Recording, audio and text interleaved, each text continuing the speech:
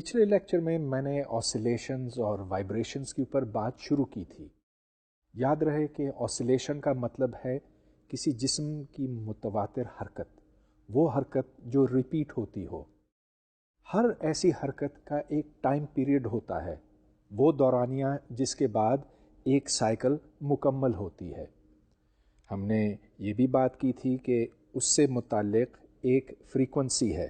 Frequency is the number of cycles per second.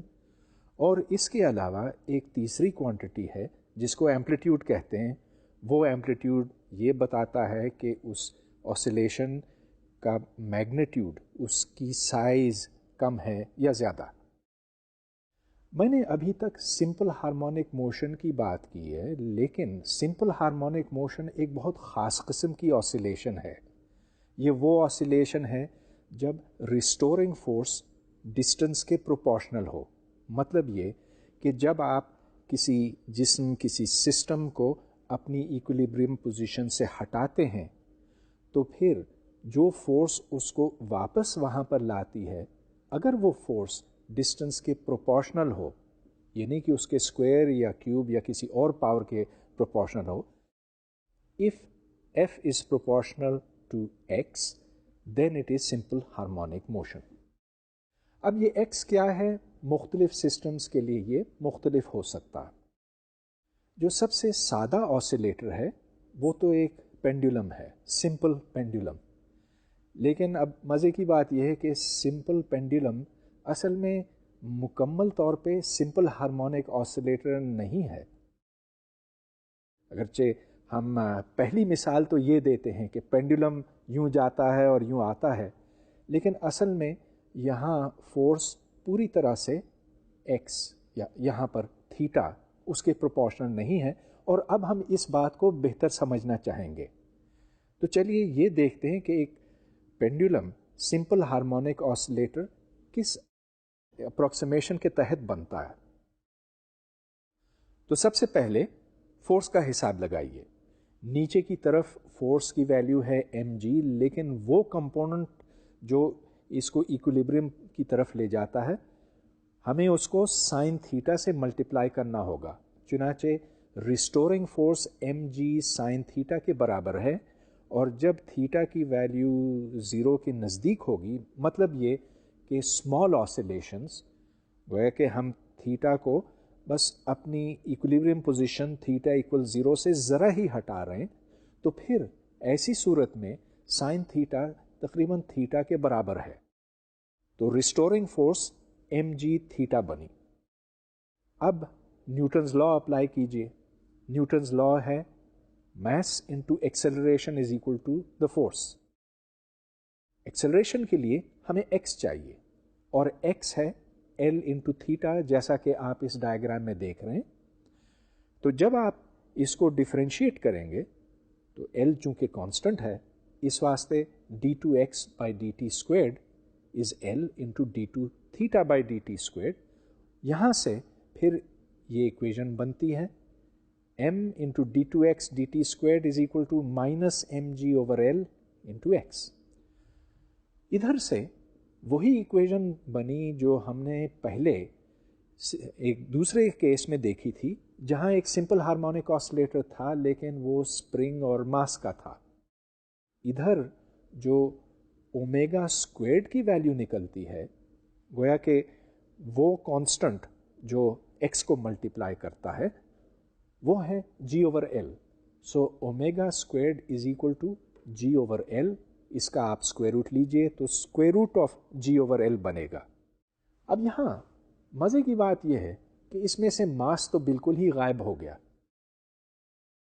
یہ پچھلے example کے برعکس ہے. آپ نے پچھلے لیکچر میں یہ دیکھا تھا کہ جب ہم کسی ماس کو اسپرنگ کے ساتھ باندھتے ہیں تو ادھر جو آسیلیشن فریکوینسی بنی تھی وہ تھی square root of K over M.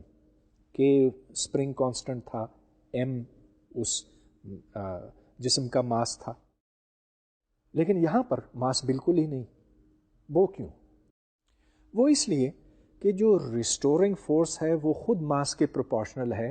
لہٰذا جو M D two X D T squared تھا لیفٹ سائڈ پر، تو رائٹ سائڈ پر بھی m انٹو سم تھنگ ہے، تو وہ m اور m آپس میں کٹ جاتے ہیں. اس واسطے جو پینڈولم کی آسیلیشن فریکوینسی ہے وہ m سے انڈیپینڈنٹ بنی، at least to the extent that sine theta is equal to theta. مگر یہاں پر تو ہم نے ایک اپروکسیمیشن ڈیفینیٹلی کی ہے. وہ اپروکسیمیشن یہ ہے کہ sine theta is equal to theta, اور اگر اس کے آگے کوئی ٹرمز ہیں جو تھیٹا کیوبڈ یا تھیٹا ٹو دا پاور 5 کے برابر ہے، اس کے پروپورشن ہے، تو ان کو ہم چھوڑ رہے ہیں. لہٰذا جیسا کہ میں نے شروع میں کہا تھا، جو پینڈولم ہے یہ آسیلیٹر ضرور ہے، لیکن سمپل ہارمونک آسیلیٹر صرف ایک اپروکسیمیشن میں ہے.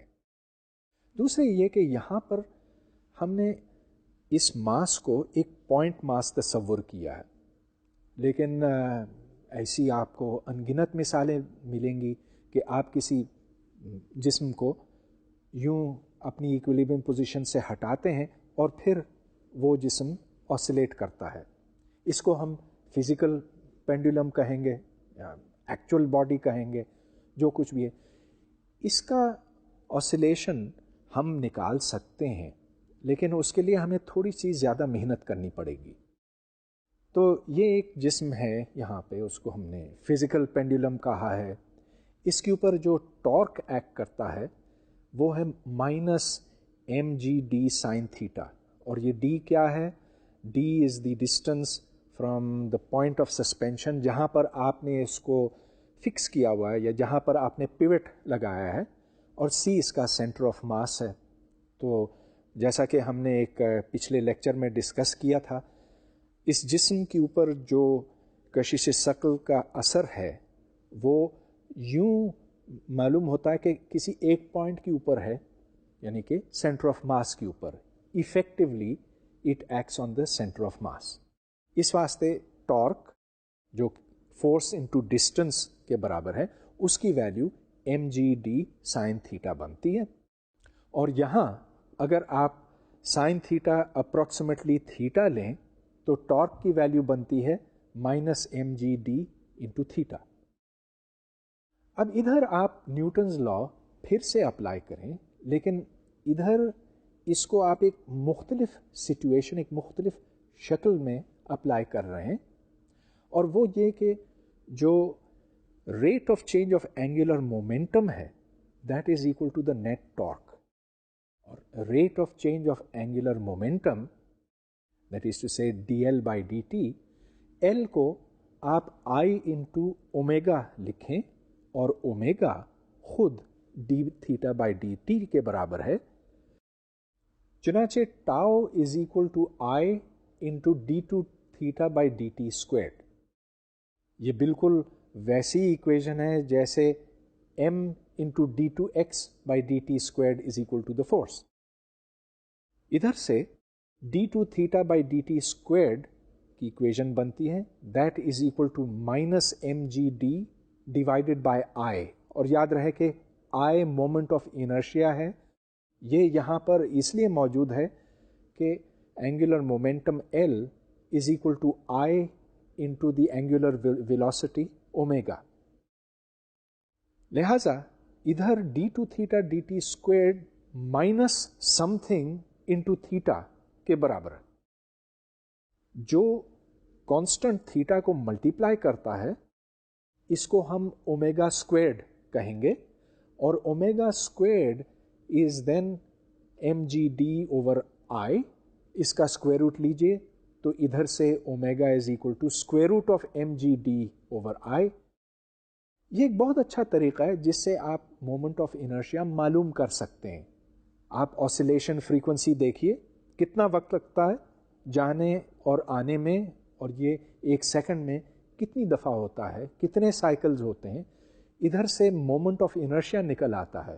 اس کے لیے آپ کو صرف 4 کوانٹیٹیز کی ضرورت ہے. یہ کہ اس جسم کا ٹوٹل ماس کتنا ہے، اس کے سینٹر آف ماس اور پیوٹ کے درمیان فاصلہ کتنا ہے یعنی کہ d، پھر یہ کہ اس کو آنے اور جانے میں کتنا وقت لگتا ہے، اور اس سے آپ اومیگا یعنی کہ اینگولر فریکوینسی معلوم کرتے ہیں. اور اس کے علاوہ جی کی ویلیو کیا ہے. جی کی ویلیو تو ہم جانتے ہیں مختلف دیگر ایکسپیریمنٹ سے. جی از 9.8 میٹرز پر سیکنڈ اسکوائر. فزیکل پینڈولم تو ایک کسی بھی جنرلی شیپ باڈی کے لیے ہے. مطلب یہ کہ ہم اگر اس کے آسیلیشن کو دیکھیں تو اس کی ہم نے جنرل موشن نکالی ہوئی ہے. لیکن اگر ہم اس کو اسپیشلائز کریں، مطلب یہ کہ اگر ہم صرف ایک ماس کی حرکت کو دیکھیں تو اس کے لیے I am into L squared کے برابر ہے. اور اگر آپ پچھلے فارمولے میں آئی کو ایم ایل اسکوائرڈ ڈالیں اور ایل اور ڈی پھر برابر بنتے ہیں تو اس سے وہی رزلٹ نکلتا ہے جو ہم نے پہلے ڈرائیو کیا تھا، گویا کہ time period is equal to 2 pi square root of L over جی.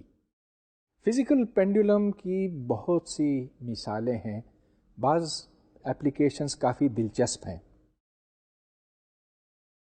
مثال کے طور پہ آپ نے دیکھا ہوگا کہ مختلف گاڑیوں میں اس طرح کے پینڈولم رکھے ہوئے ہیں.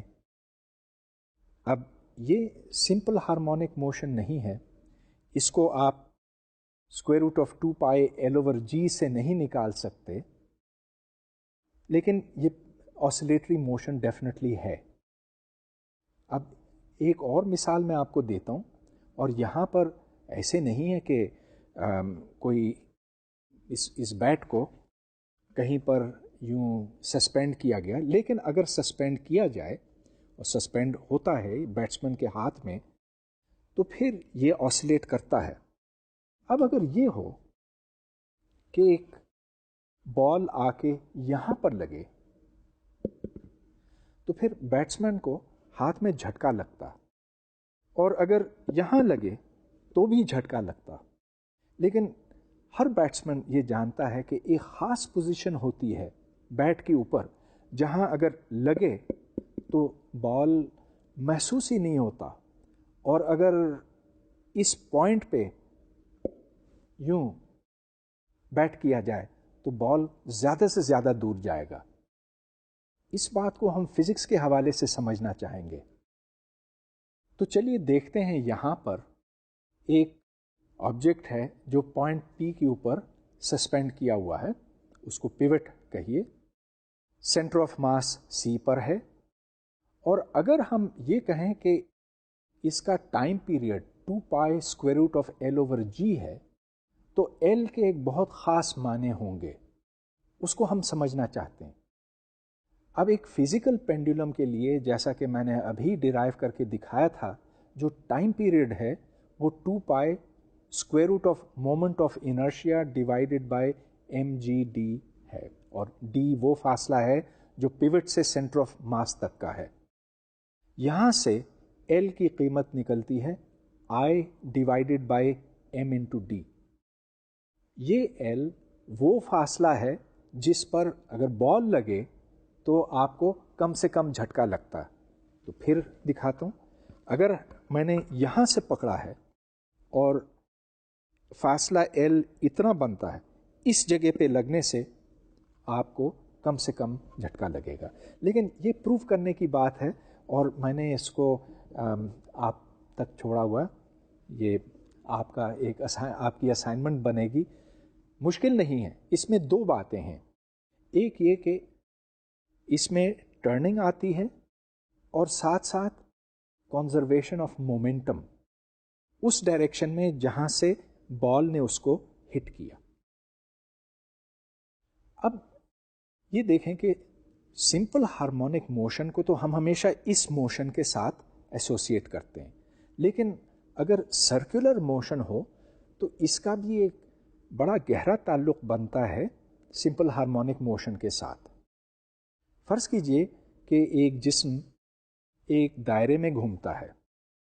اگر ہم اس کے پروجیکشنز لیں ایکس اور وائی ڈائریکشن کے along، تو پھر یہ پروجیکشنز سمپل ہارمونک موشن کے تحت چلتے ہیں.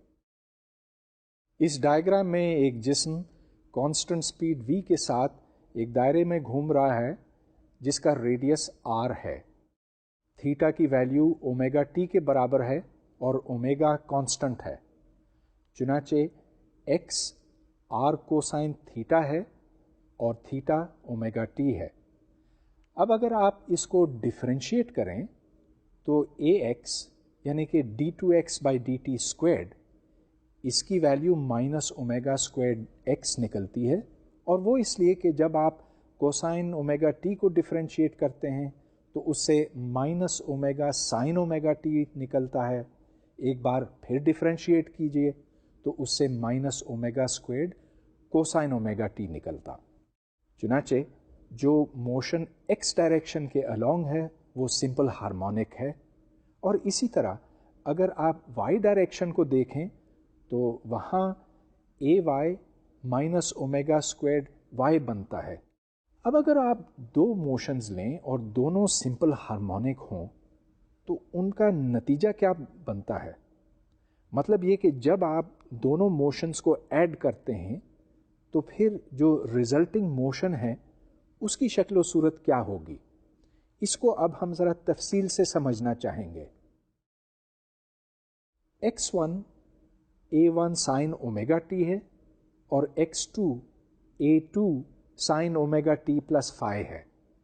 फाई यहाँ कोई सा भी फिक्स्ड एंगल है, मतलब ये कि फाई वक्त के साथ नहीं तब्दील होता, इसको हम कांस्टेंट फेज कहते हैं। तो ये दो डिस्प्लेसमेंट्स हैं x1 और x2, इनको हम ऐड करते हैं तो x is equal to x1 plus x2, जिसका मतलब यह है कि this is a1 sine omega T plus a2 sign of omega T plus phi. अब चूंकि ट्रिग्नोमेट्री में आपने साइंस को ऐड करना सीखा है तो चलिए इसको हम दोबारा उस हवाले से देखते हैं। Sign of omega T plus phi को हम खोल सकते हैं और इसका रिजल्ट है a2 sine omega T cosine phi plus a2 sine phi cosine omega T. अब इसको थोड़ा सा रीअरेंज कीजिए तो sine omega T into a1 plus a2 cosine phi plus cosine omega T into a2 sine phi. अब a1 plus a2 cosine phi को आप कुछ और कहें, इसको हम r इंटू कोसाइन थीटा कहेंगे। तो a2 साइन फाई फिर r साइन थीटा बनता है। लिहाजा जो टोटल डिस्प्लेसमेंट है वो बनती है r into sine of omega T plus theta. लिहाजा जब हम दो मोशंस को ऐड करते हैं और ये दोनों मोशंस साइंस हैं या कोसाइंस हैं, जो रिजल्ट बनता है वो खुद साइन या कोसाइन होता है। इसका मैग्नीट्यूड हम निकाल सकते हैं और वो कांस्टेंट एंगल जिसको हम फेज कहते हैं। So we get both the amplitude and the phase when we combine two simple harmonic motions together। अब इसकी कुछ स्पेशल केसेस हम ले सकते हैं इसको बेहतर समझने के वास्ते। फर्ज कीजिए कि फाई 0 है तो उस सूरत में r जो कि रिजल्टेंट एम्पलीट्यूड है उसकी वैल्यू बनती है a1 प्लस a2।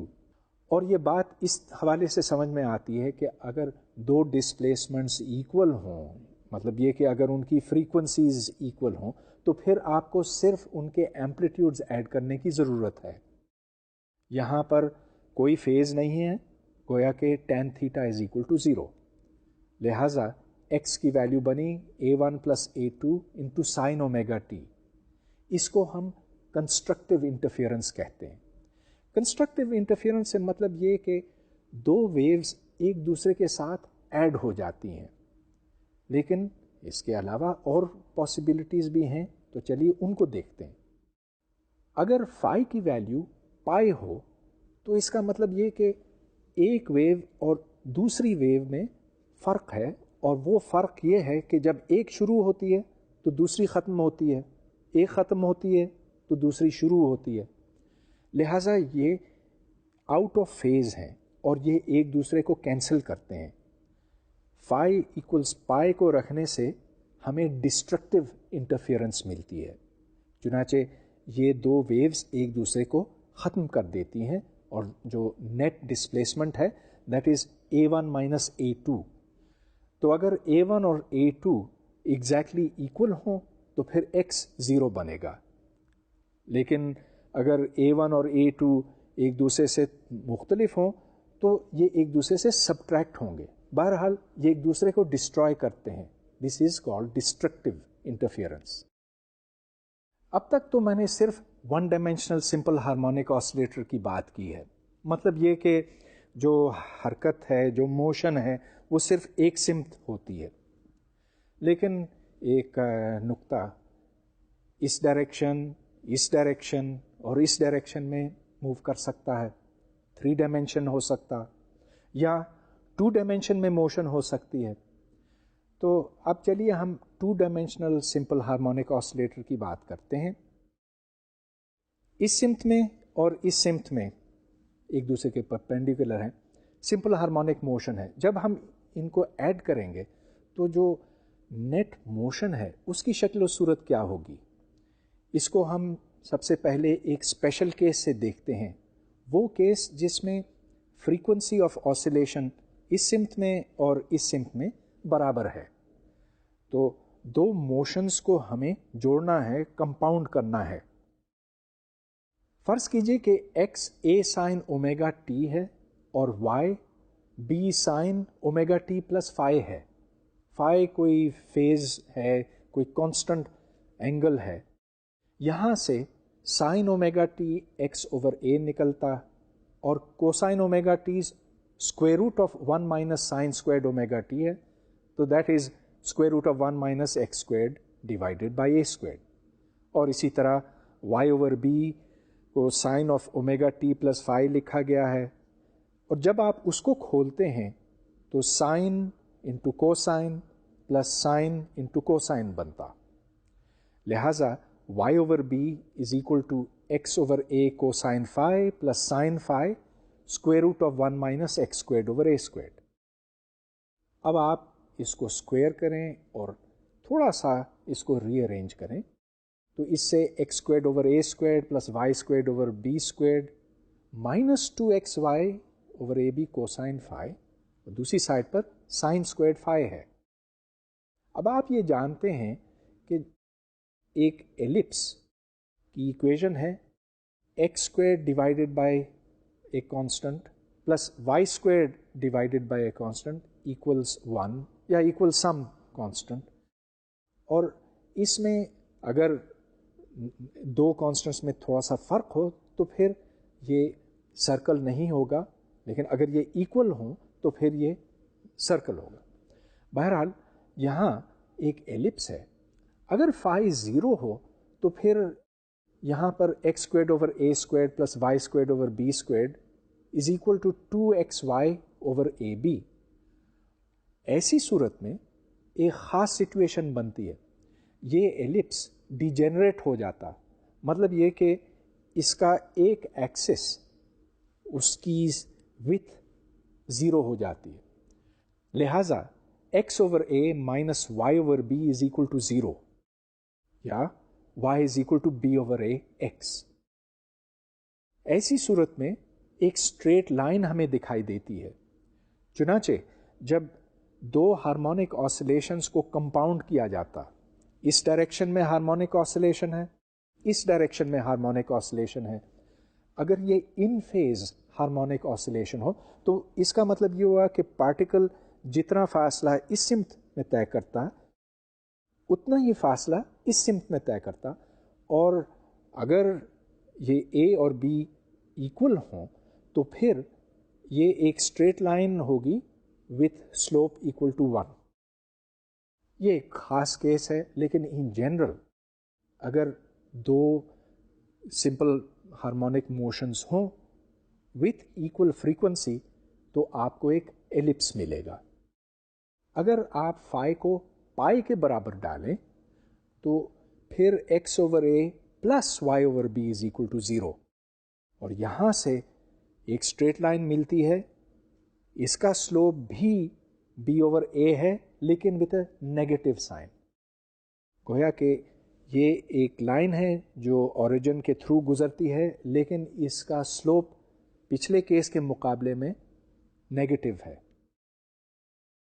اگر آپ فائی کو π/2 یعنی کہ 90 ڈگریز کے برابر پٹ کریں تو پھر یہاں اسٹریٹ لائن نہیں، یہاں ایلپس بنتا ہے۔ اس ایلپس کی ایکویژن x² + y² b² = 1 ہے۔ اگر a b سے بڑا ہو تو اس کی شکل اور ہوگی، اور اگر a b سے چھوٹا ہو تو اور ہوگی، اور اگر a b کے برابر ہو تو پھر یہ سرکل بنے گا۔ سرکل کی ایکویژن آپ کو یاد ہے x² + a² = a²، لہذا a اس سرکل کا ریڈیس بنتا ہے۔ اگر دو فریکوینسیز لیے جائیں، دو ڈسپلیسمنٹس، ایک ڈسپلیسمنٹ کی فریکوینسی ω(x) ہو، دوسرے کی ω(y) ہو، اور پھر آپ ان ڈسپلیسمنٹس کو ایڈ کریں تو پھر کیا بنے گا؟ اب ان جنرل اگر ω(x) اور ω(y) ایک دوسرے سے مختلف ہوں، فرض کیجئے کہ ω(y) = 1.3 ω(x), تو پھر کوئی سمپل شیپ نہیں بنتی، لیکن کچھ خاص کیسز ہیں جہاں ایک بہت جیومیٹریکل فگر بنتی ہے اور اس کو لیساجوز فگرز کہتے ہیں۔ یہاں پر اگر ω(x) / ω(y) ایک انٹیجر کے برابر ہو، وہ انٹیجر جو ہے 3 ہو سکتا ہے، 5، 2، جو کچھ بھی، تو اس سے ایک پیریوڈک موشن بنتی ہے۔ اس کو آپ آسیلوسکوپ پہ دیکھ سکتے ہیں، جہاں جہاں دو مختلف سمپل ہارمونک موشنز کمپاؤنڈ ہوتے ہیں تو اس سے بڑی خوبصورت پکچرز بنتی ہیں۔ اب ہم ایک اور موضوع کی طرف آتے ہیں۔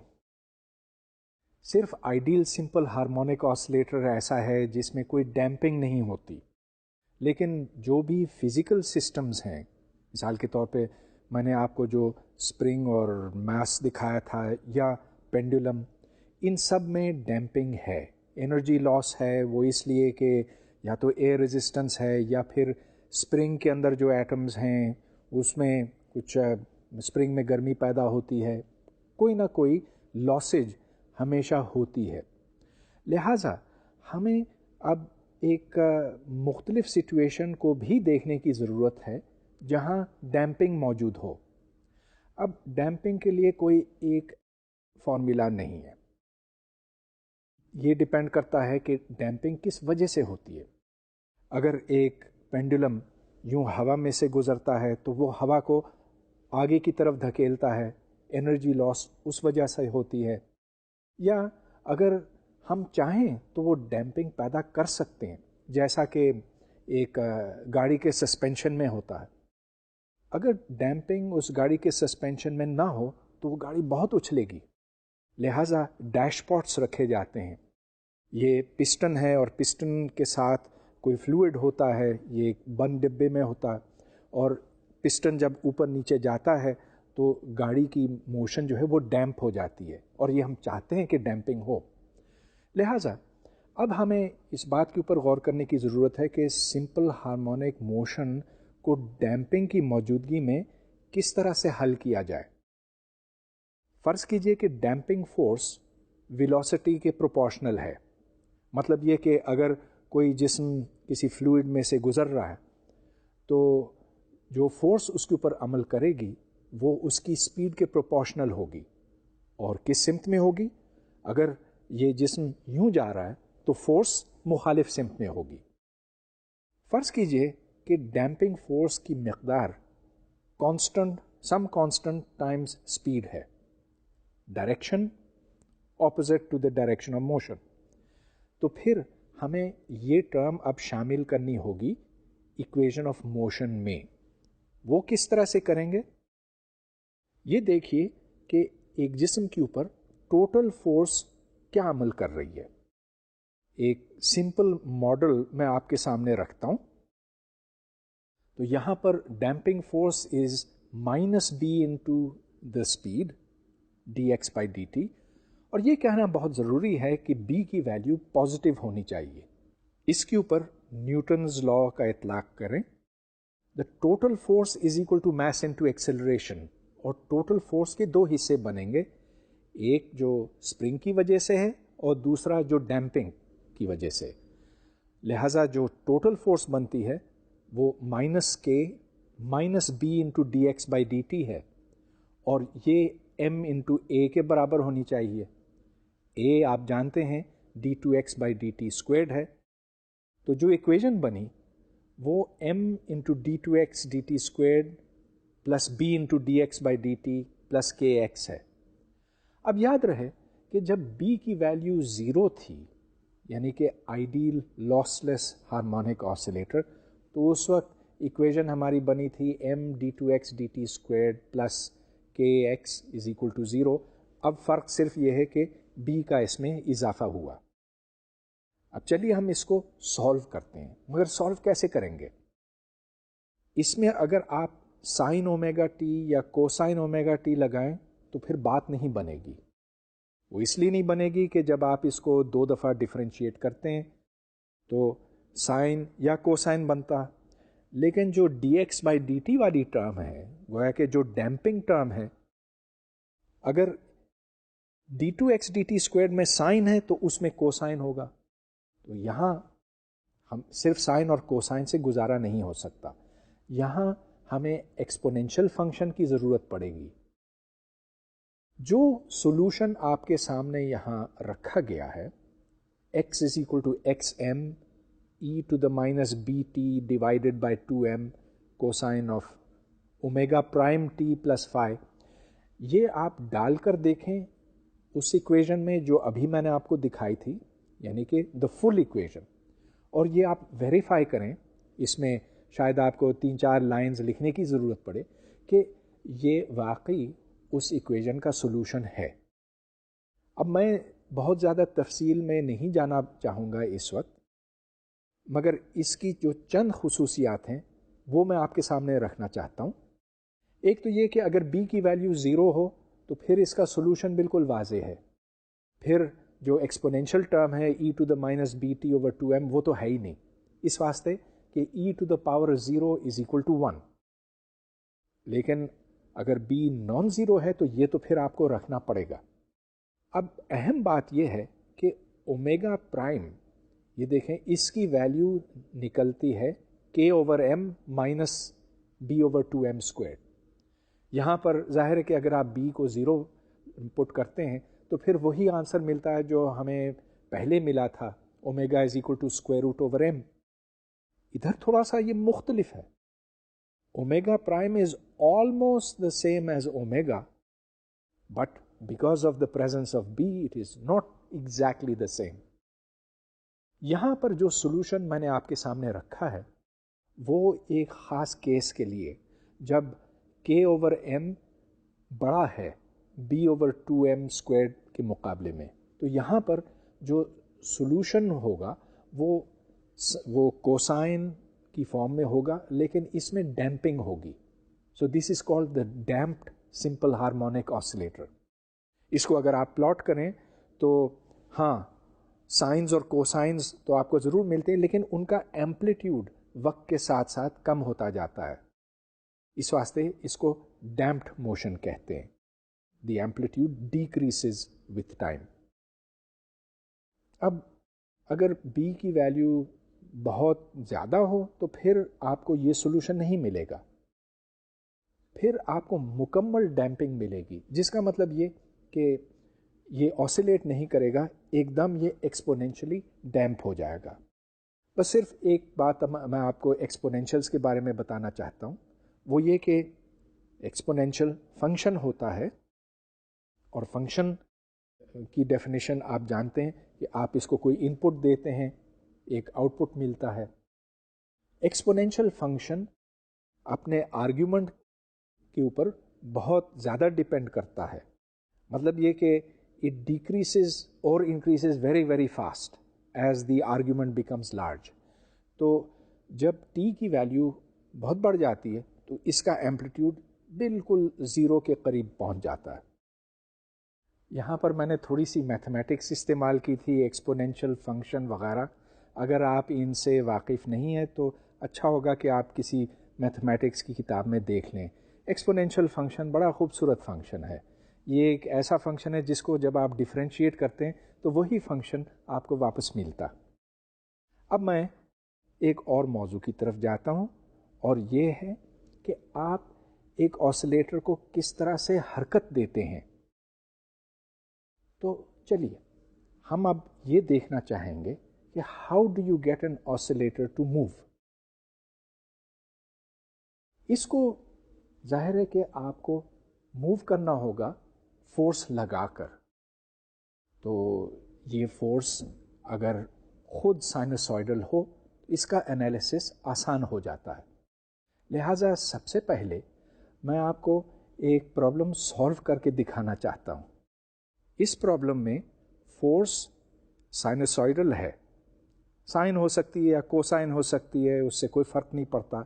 لیکن ہم یہ جاننا چاہتے ہیں کہ اگر ایک آسیلیٹر کو آپ یوں چلائیں، جھنجھوڑیں، اس کو آپ حرکت دیں تو اس کا رسپانس کیا ہوگا. Given a certain force, what is the response؟ یہاں پر آپ دو فورسز کو کمبائن کریں گے. ایک یہ کہ اسپرنگ اس جسم کے اوپر فورس لگاتی ہے، اور دوسری یہ کہ ایک ایکسٹرنل فورس ہے، وہ فورس جس کو میں نے یہاں پر F0 کوسائن اومیگا ٹی لکھا ہے. جو آپ نے سمپل ہارمونک آسیلیٹر کی ایکویشن دیکھی تھی اس میں رائٹ ہینڈ سائڈ کے اوپر 0 تھا، لیکن اب F0 کوسائن اومیگا ٹی ہے. اس ایکویشن کو آپ کیسے سالو کریں گے؟ سب سے آسان طریقہ یہ کہ آپ اس کا آنسر گیس کریں. ادھر آپ اگر x کو سائن اومیگا ٹی لگائیں تو اس سے بات نہیں بنے گی، کیونکہ لیفٹ سائڈ پر سائن ہے، رائٹ سائڈ پر کوسائن ہے، تو لیفٹ سائڈ اور رائٹ سائڈ برابر نہیں ہے.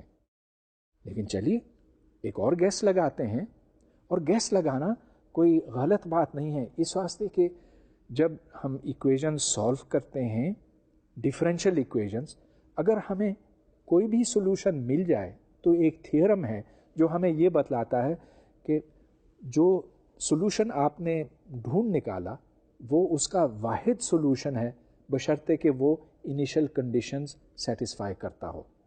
بہرحال یہاں پر ہم x کو اگر کوسائن اومیگا ٹی کے برابر پٹ کریں، so let's put x equal to some constant times cosine omega T, اور یہ دیکھیں کہ اس کانسٹنٹ کی ویلیو کیا بنتی ہے.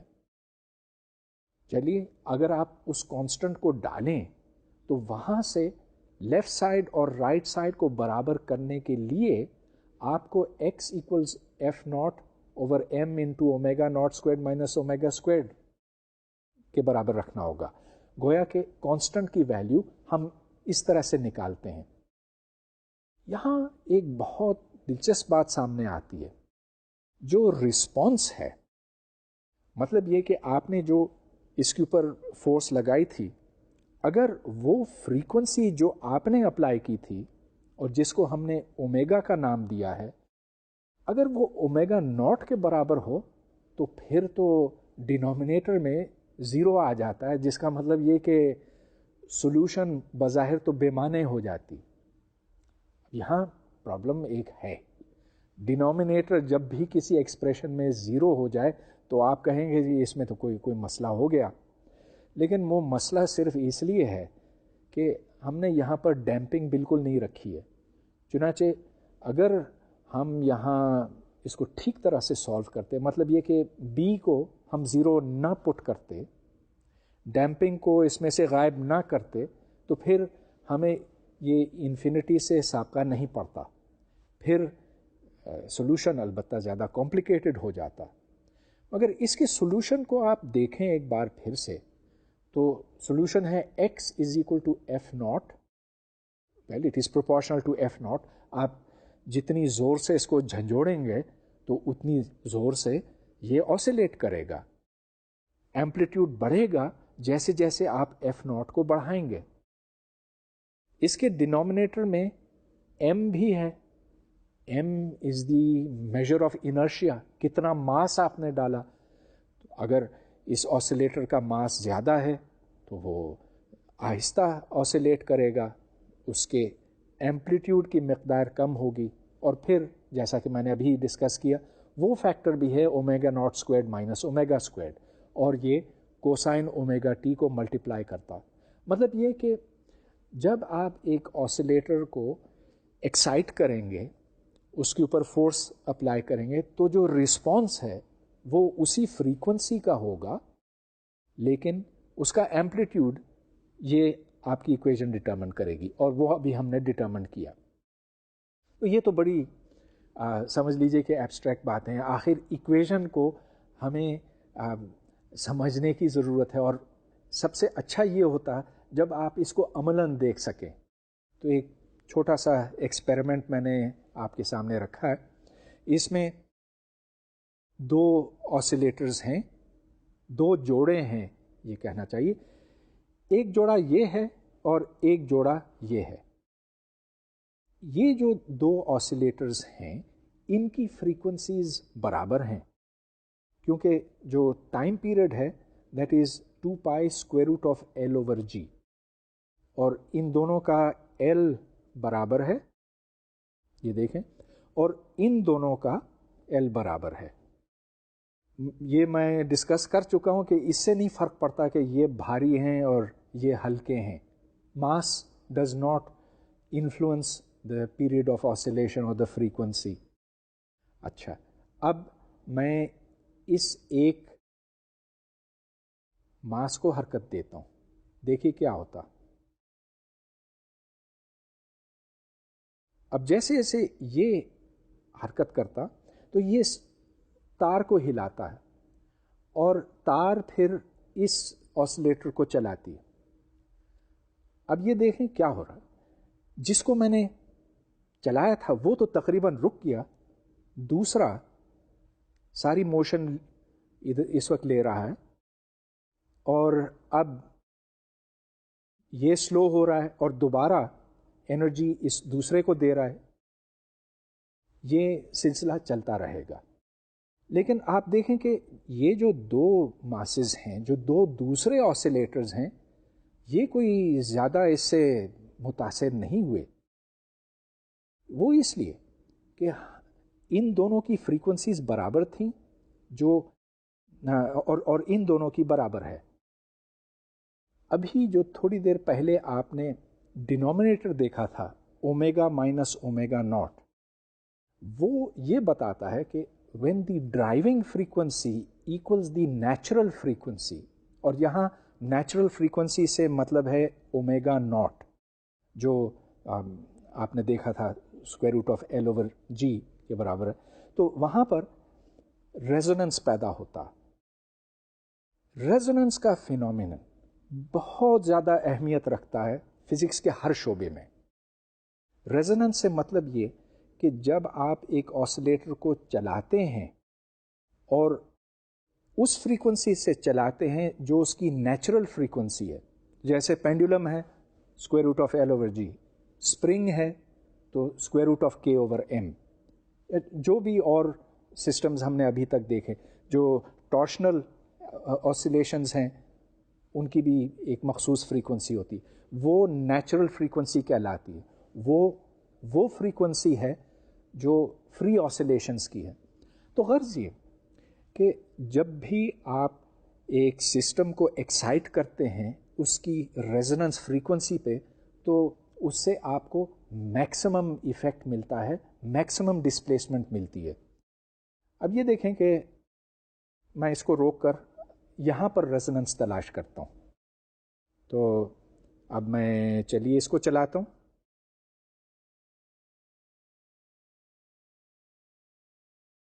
اب یہ انرجی اپنی کم کر رہا ہے اور وہ انرجی اس تک پہنچ رہی ہے. لیکن یہ جو دو بڑے ماسز ہیں ان پہ کوئی زیادہ اثر نہیں ہو رہا. ہاں کچھ ہو رہا ہے، وہ اس لیے کہ ان کی فریکوینسیز اور ان کی فریکوینسیز میں اتنا زیادہ فرق نہیں ہے. اگر میں اس کو اور زیادہ نیچے کر لیتا پھر تو یہ بالکل ہی ان سے متاثر نہ ہوتے.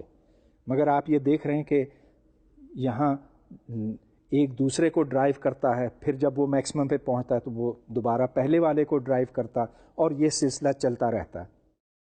یہ کپلنگ آسیلیٹرز کے درمیان کپلنگ ہے جو انرجی ٹرانسفر کرتی ہے اس سے اس میں یا اس سے اس میں، زیادہ تر تو ایسا ہی ہوتا. اگر میں یہاں ایک راڈ لگاتا تو ظاہر ہے کہ وہ کپلنگ جو ہے بہت کم ہو جاتی اور پھر تو ہم یہ فینومینن نہیں دیکھتے. غرض یہ کہ جب آپ ریزوننس کو ایکسائٹ کرتے ہیں تو اور دو ریزوننسز ہوتے ہیں تو ان کے درمیان جو کپلنگ ہوتی ہے وہ یہ طے کرتی ہے کہ انرجی کس رفتار سے ایک سے دوسرے میں منتقل ہوتی ہے. ریزوننس کی میں نے آپ کو یہاں پر تو ایک مثال دکھائی، لیکن اس کو روزمرہ کی زندگی میں بھی ہم جگہ جگہ دیکھتے ہیں.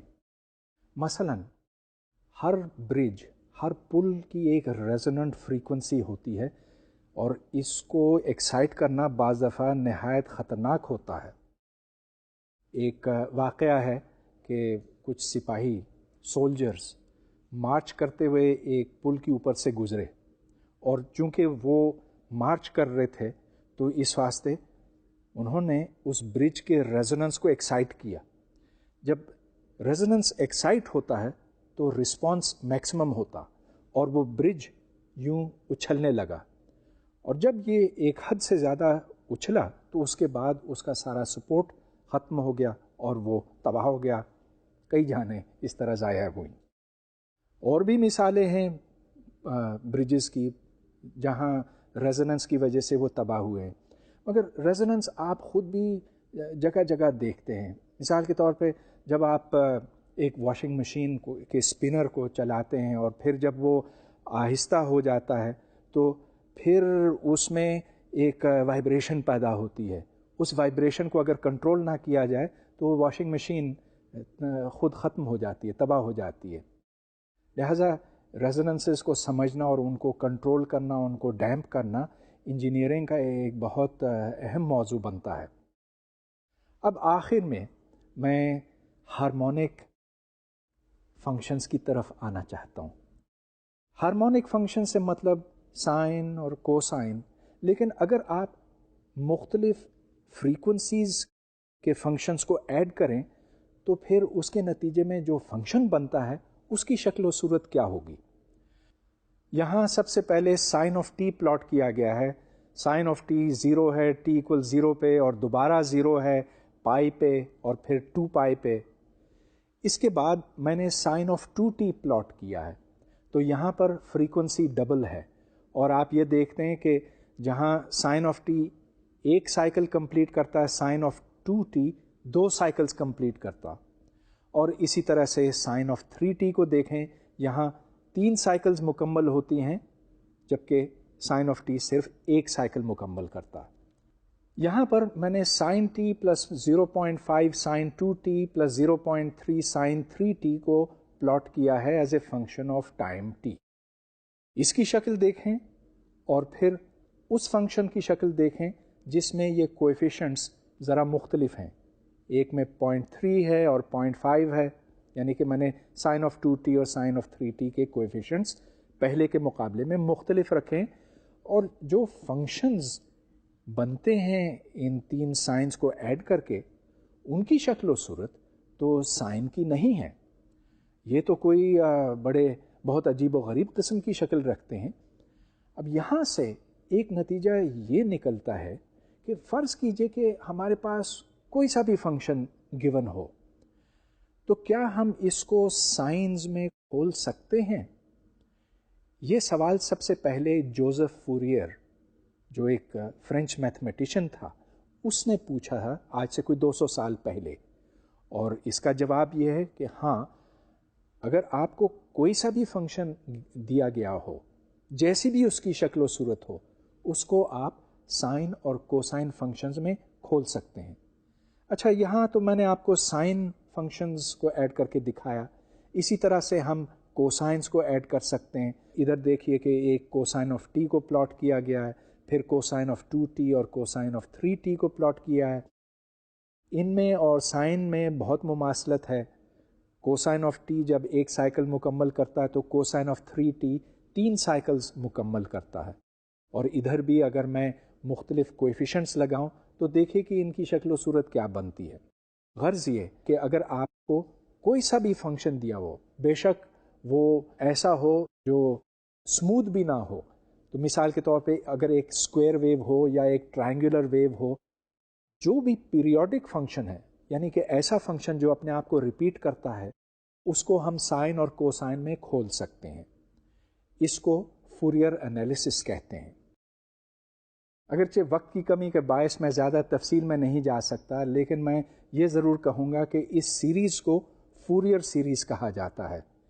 سائن 2t کو سیکنڈ ہارمونک کہتے ہیں، سائن 3t کو تھرڈ ہارمونک وغیرہ۔ ان کے آگے جو کوفیشنٹس ہیں وہ یہ بتاتے ہیں کہ سائن 2t، سائن 3t وغیرہ ان کی مقدار کتنی ہے۔ اس کو فورئر انالیسس کہتے ہیں، اور فورئر انالیسس خود ایک بہت بڑا مضمون ہے، اور یہ بہت زیادہ دلچسپ بھی ہے اور بہت زیادہ اہم بھی۔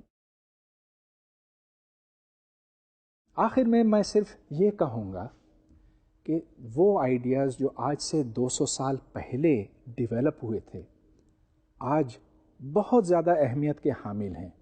ہم یہ تصور بھی نہیں کر سکتے کہ انفارمیشن ٹیکنالوجی ڈیولپ ہو سکتی بغیر فورئر انالیسس کے۔ یہ ممکن نہیں کہ ہم بینڈ وڈتھ کی بات کر سکتے، کیونکہ بینڈ وڈتھ بنیادی طور پر یہ بتاتا ہے کہ مختلف فورئر کوفیشنٹس کتنے ہیں، اور یہ ساری بات جو ہے ہارمونک آسیلیٹر سے شروع ہوئی۔